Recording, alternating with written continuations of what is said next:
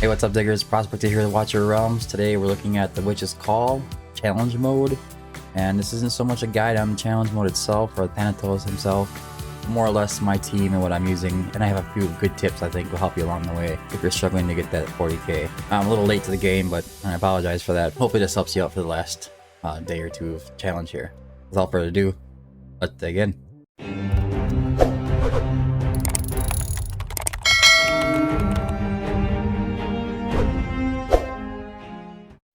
Alright, so first, quickly, we'll look at the map here.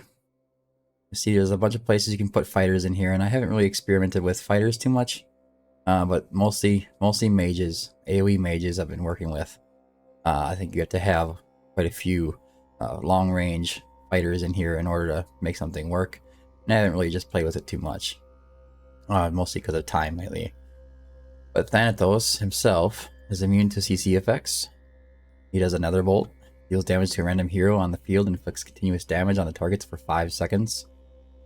Another Bound Legion, upon entering the battlefield, opens a gate that periodically summons corrupted minions to launch attacks. That's in here. They just keep spawning out in here. Corrosive Breath. Releases Corrosive Breath periodically, dealing high magic damage to all heroes one time. He does this between each kind of wave of enemies. A bunch of them will keep spawning for a while, and then he'll hit the Corrosive Breath, and you get to choose a card. Rotten Rage. Thanatos periodically unleashes his fury, increasing his attack and his HP, attack, defense, and magic res of his corrupted minions that appear later.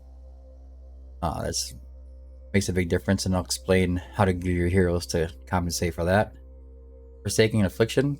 Immune to all enemy damage, but shares his HP with all his corrupted minions. When a corrupted minion perishes, he receives damage. So the more minions you can take out throughout the fight, the more damage you'll do. Now, I don't know if there's like a certain kind of speed factor in there. Maybe there's something in there I don't really understand. That's quite possible. But it seems like towards the end, the last 1 minute or so, is where you need to do a lot of damage very quickly, and that's gonna be the true test of how much damage you do to the boss. Alright, so the team, I don't think you need to hit 40k every single time to get the stuff in the redeem shop. That's important. You're gonna want to grab your chat bubble, the exclusive stuff, the avatar, the Orb of Ruin for your Dahlia if you pulled her in the summon event, which you should have targeted her. And then you're gonna want your banner or your border. And you're going to want to pick up the Ancient Shards and the Summoning Crystals here. These 2 Summoning Crystals. The Diamonds, Esme, and all the stuff down here is all kind of just extra. I do know for a fact that you will be able to grab what you need to do for these here without hitting 40k every single day. So if you're worried about that, don't worry. But if you are interested in just pushing the boundary of your account and seeing if you can't get up to that past that 40k, hopefully this will help. The one cool thing is Dahlia is a hero we just had in the summon event, and a lot of you might have her. I will say that my Dahlia, I do have a guide I'll post it down in the description, but her skills none of them landed on her ultimate. So she's missing about 50% damage from here and a 10% damage increase overall.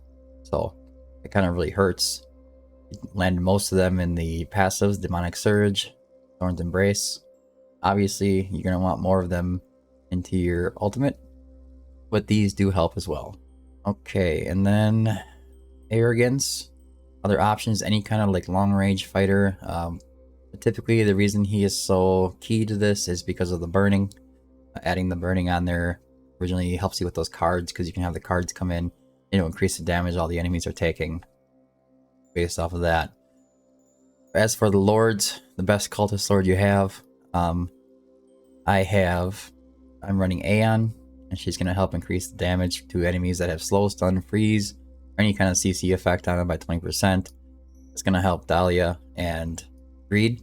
My Greed is A5. As for the bottom side, Comet is absolutely amazing at this. Sometimes he performs as good or not better than Dahlia, so I'm a big fan of having Comet in there.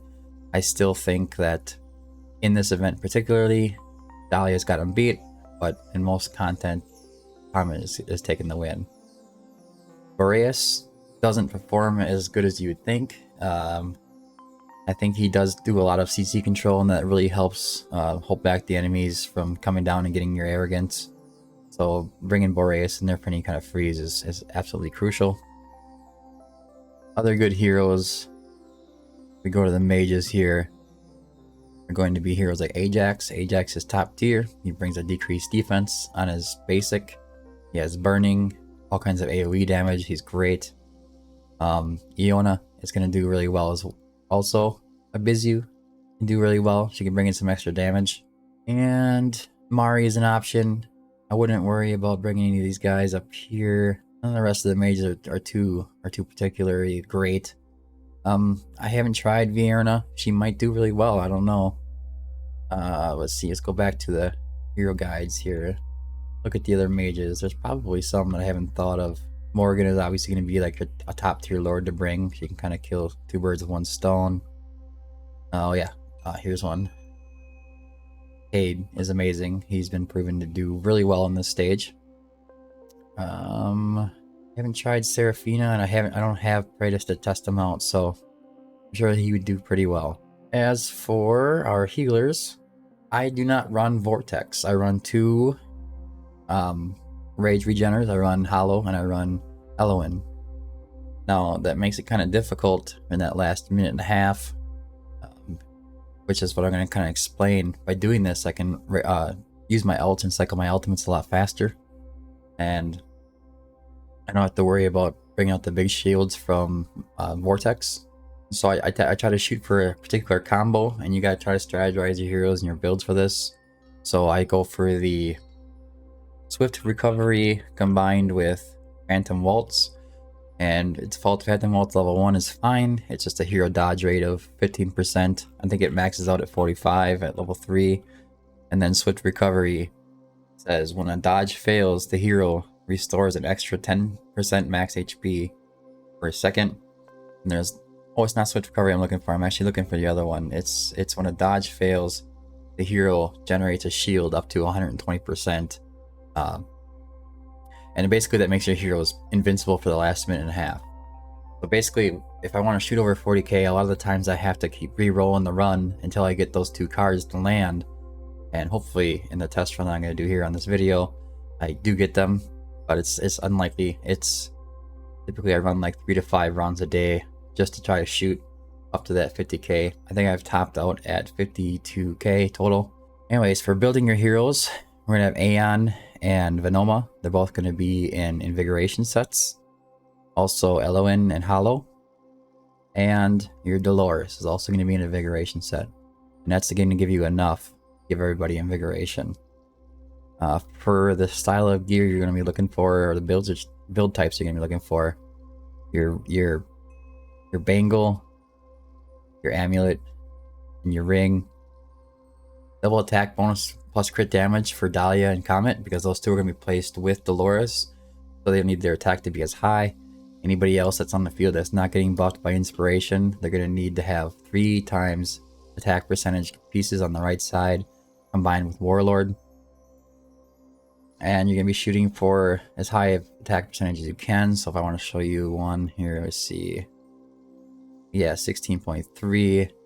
Ideally, you'd probably pop up to like the 17.5 to 20k range in your attack, and then get whatever kind of crit damage you can after that. I think my arrogance might be a little higher in attack. 17.8, 300. The ideal sets for everybody is going to be Soulbond and Arrogance. If you're running low on Soulbond gear for everybody else, just put him in an Infernal Roar set. It's only a 10% difference in damage.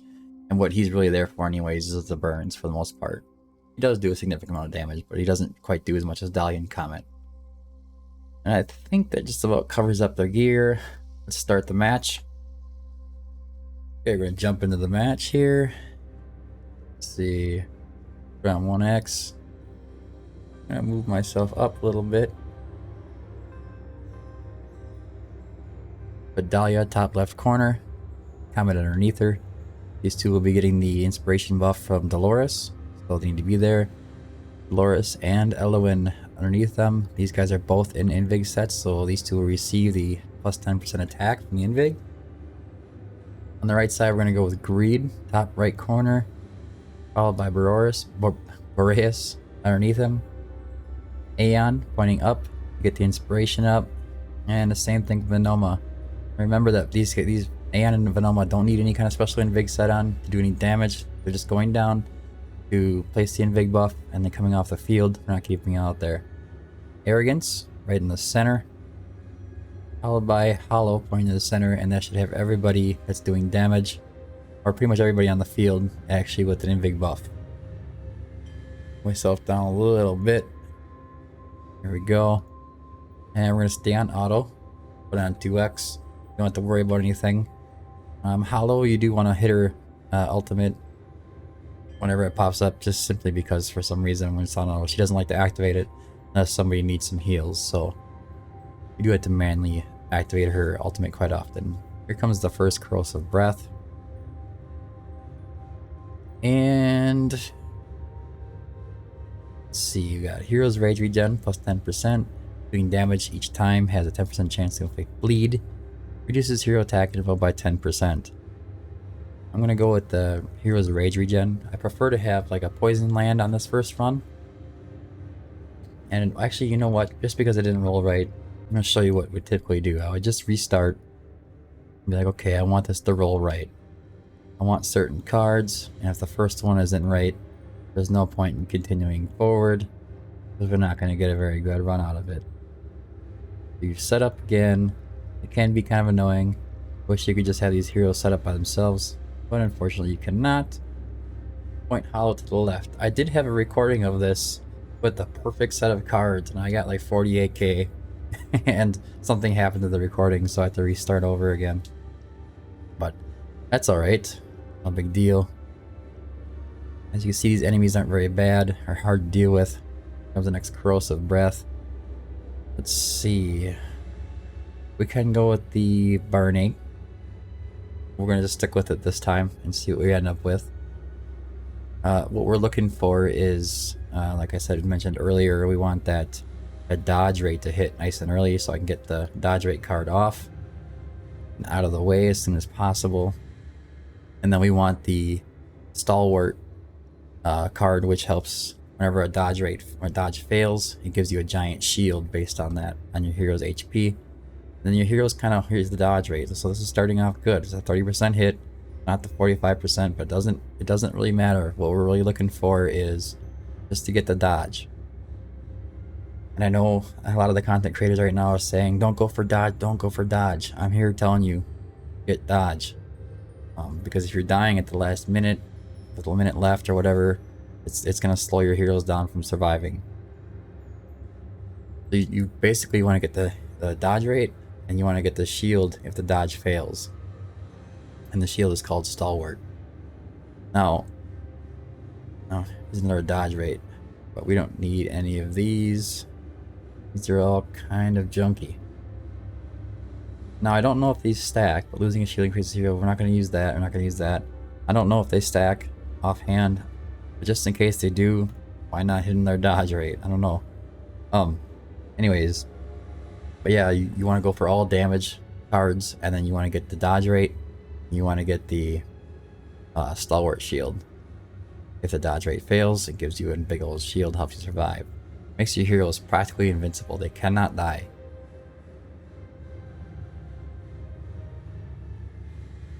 Comes another corrosive breath, another card. Give me the shield. I need Stalwart shield level 3. Look at that.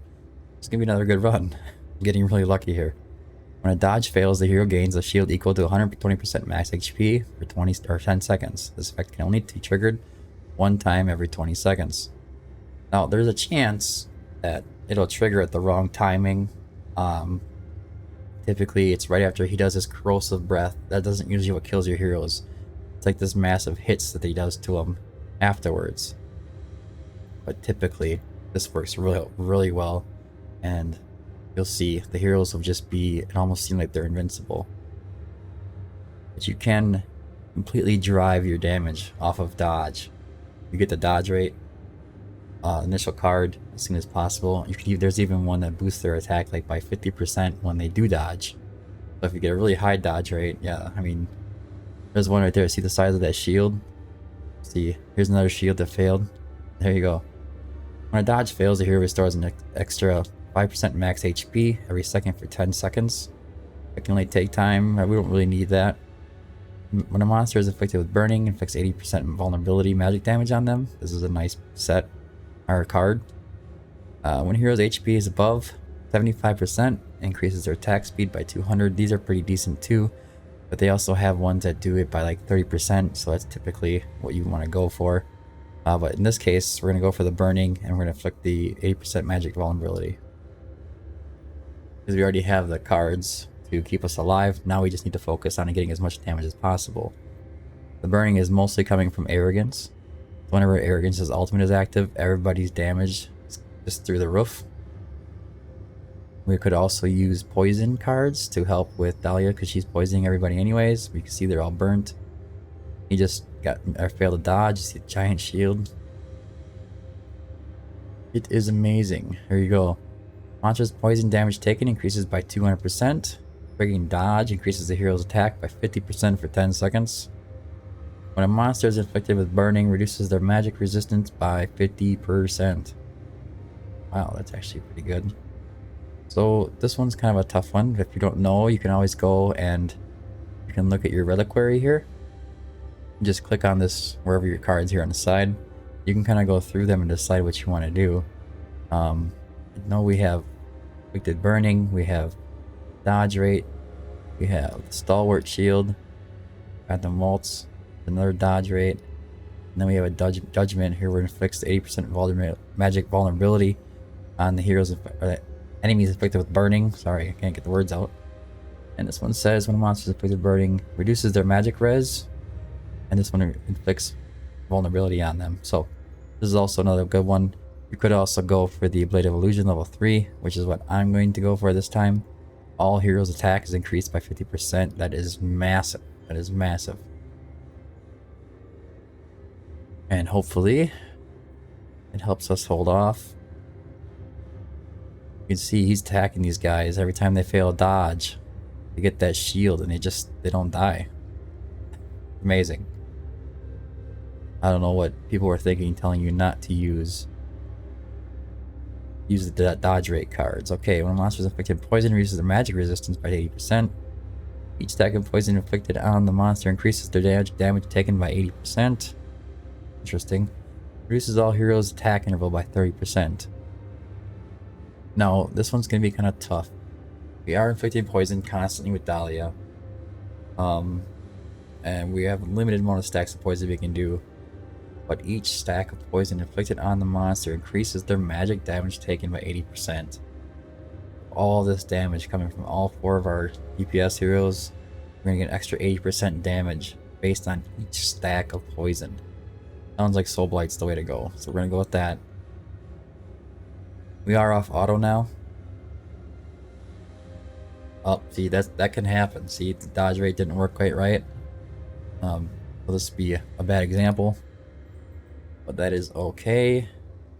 We still have Comet in the game. Fortunately, we're losing a ton of damage from losing Dahlia. We can get her out for the last few seconds. They got another one. This has never happened before. Okay. Each stack of poison inflicted on a monster increases their magic damage by 80%. We already got that one. Reduces all heroes' attack interval by 30% when a monster inflicted is burning. 120% vulnerability on. And we're just going to go with the attack interval for now. Because it seems like this run is already kind of jacked up. We are over the 40k. Typically, I don't have problems with them dying like that. It's kind of odd that they're kind of just passing out on me here. It's okay. There goes our core. We did get over the 42. Like I said in the video before, I did manage to get over 48k. And I don't know what happened with the dodge there. That's always worked for me. I don't know what to tell you. But that's typically what you go through. Go for the dodge rate.